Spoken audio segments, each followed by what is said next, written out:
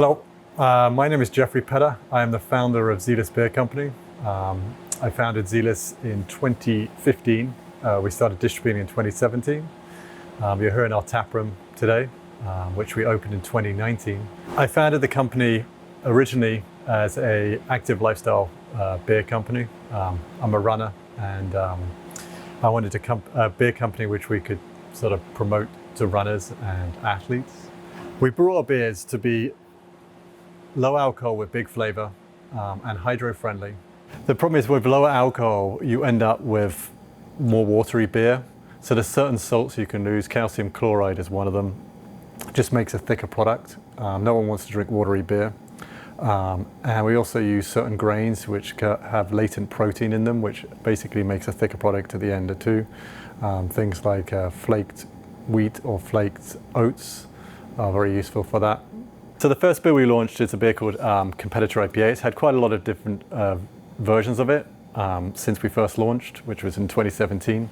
So we've improved the recipe quite substantially, including changing the hops and when we add the hops. But it is a West Coast IPA. We followed that up with a beer called a Long Run, which is an apricot pale ale. It has real apricots in it. We're just about to rebrew it again this week, actually. And then probably the biggest beer we have is a beer called the Weekender, the best-selling beer. It's a German-style lager. The can is very popular, including the Defender on the front, Land Rover Defender. It's a malt-forward beer, lightly hopped with Hallertau, only 5.3%. Reopening the tap room next week, now that Governor Baker has removed quite a lot of the restrictions on businesses because of the pandemic. We intend to open on Thursday, Fridays, and Saturdays. Thursdays, probably 6 to 10, same on Fridays. Saturdays we're open probably in the afternoon through to 10 p.m. We won't open on Saturdays if we have a beer garden locally in Medfield, otherwise we will open. And then we have beer gardens planned throughout the rest of the spring, the summer, and into the fall. The next time we're in Norfolk will be with Papalias and their delicious pizza. That will be on June the 6th at the Town Hill, and I look forward to seeing you.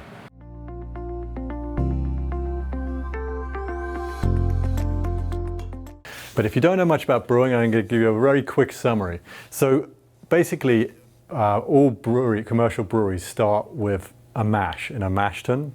Now a mash tun basically has water which sits at about, depends a little bit on the beer, between 100 and 150 and 160 degrees Fahrenheit. You add your grains and it kind of sits there for around an hour or so, and that's when you basically convert starches to sugars. Now the reason why you want to do that is so that you can then use the sugar for alcohol. So you move your mash tun water with all the nice grain juices in it to your boil kettle. And in the boil kettle, you boil it, up to about 212 degrees Fahrenheit, which is the boiling temperature of water.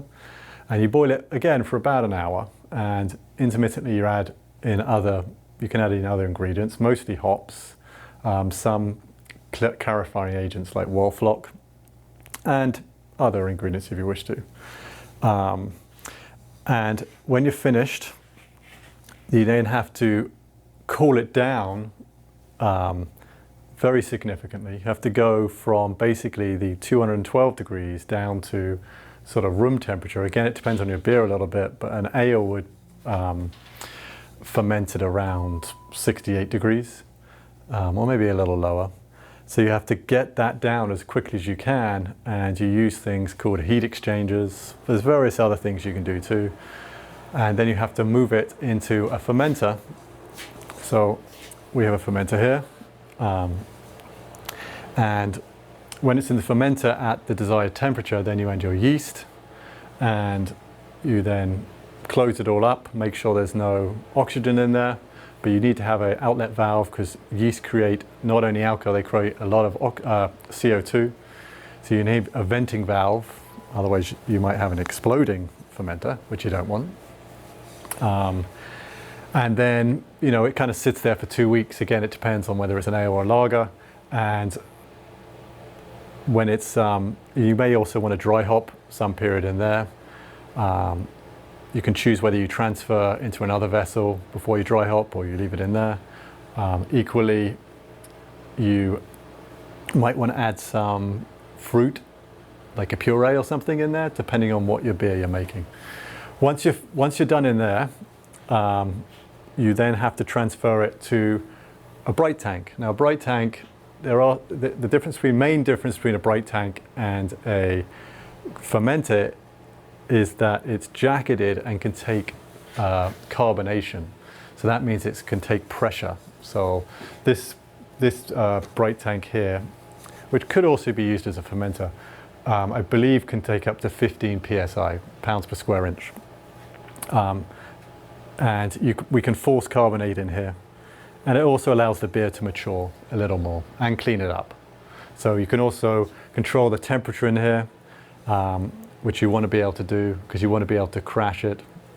You can also crash in the fermenter, either way. But one way or another, you want to try and drop all the yeast out of there, all the hop particles, all the other stuff, just so you get a nice, clear, clean beer, which is what consumers want.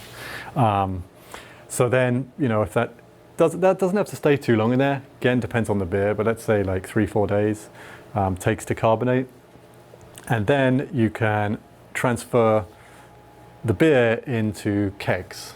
And you fill your kegs up, and then they're ready to be, you can then fill, can take draft out of it, keeping it in, again, in cold temperature in a kegerator or somewhere similar.